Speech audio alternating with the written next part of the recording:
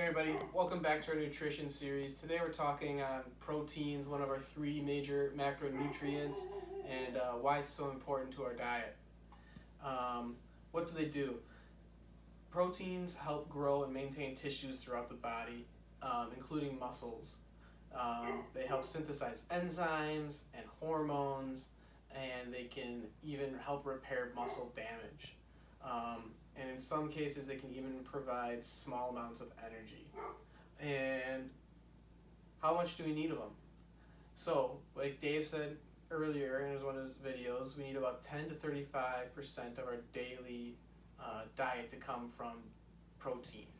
And based off our 2,000 calorie diet for our average adult, that's going to be 200 to 700 calories. So, if we know that 4 calories is equal to 1 gram of protein, we're going to need about 50 to 175 grams a day. But as athletes, you're going to need even more than that. Usually, you're going to have to be on that higher side towards the 175. And how do we calculate how much we need? Well, to help muscle growth and repair, we're going to need somewhere between 1.2 to 1.7 grams per kilogram of body weight. So that's how we individualize it for each person. If we're on the 1.2 scale, that's going to be somewhere where we're going to be more of our endurance athletes, maybe our swimmers, our cross-country runners, where they're not going to need to be building up and bulking up with muscle, but maybe our football players or our throwers are going to need a little bit closer to that 1.7.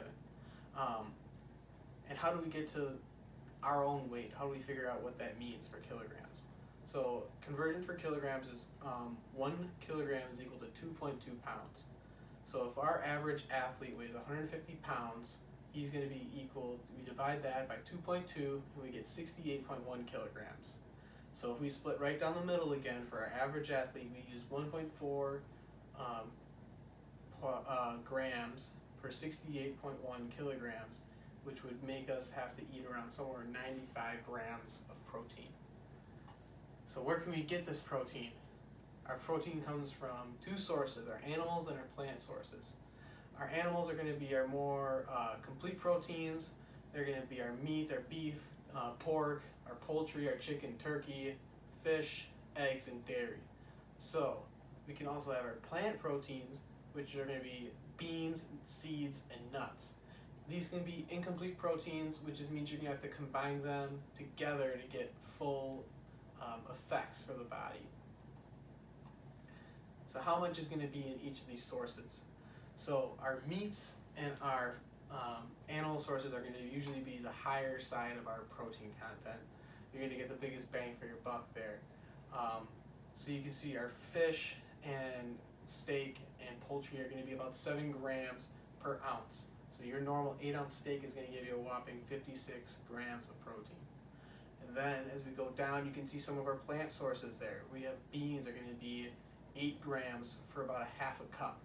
And then nuts and peanut butter, 7 grams per 2 tablespoons or about 1 ounce. And then another one is going to be our dairy sources are going to be good high sources of protein. Like our Greek yogurt, which is about 12 to 18 grams per 5 ounce, which is your normal serving size for a yogurt container. And then even with our plant sources, again, with some ones that you're not going to think of as high sources of protein, still have a good amount. Our breads, our quinoa, and our rice. Quinoa being higher than the rest. So what does this look like for a daily example of what we can eat in a day? How do we get to that 95 grams? A good solid breakfast is going to be a great base. You're going to get a lot of bang for your buck there. You have something like a 3 eggs scrambled or an omelet. You have a cup of Greek yogurt and a glass of milk. Nothing too large. We're already almost halfway to that 95 grams with 38 grams. Then we can have a normal light lunch, a peanut butter and jelly sandwich, some chips and string cheese. That's going to rack us in at about 25 grams. And then for dinner, we want to have some tacos. It's Cinco de Mayo. So we're going to have 3 tacos, some rice and beans, and that's going to get us to our 54 grams, which is over half of what we needed. And we're going to come in even higher than what we wanted for our 95 grams. We're going to be at 116. So seeing that, you can see that it's easy to get a good amount of protein, and it's not often that you need to supplement with protein powders and things like that. You might just have to focus a little bit more on what you're eating and counting and seeing where you're at to maybe supplement with some regular food choices instead. You could add some snacks with some nuts to get a higher amount too if you need to.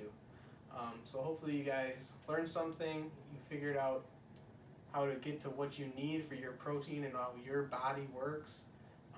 If you guys have questions on proteins and things like that, send Dave, Jake, Sarah, Melissa a message, or email us, like us, send us something in our comments below, and hopefully we can answer some questions and get you guys where you need to be. So hope you guys enjoyed it. See you guys in the next video.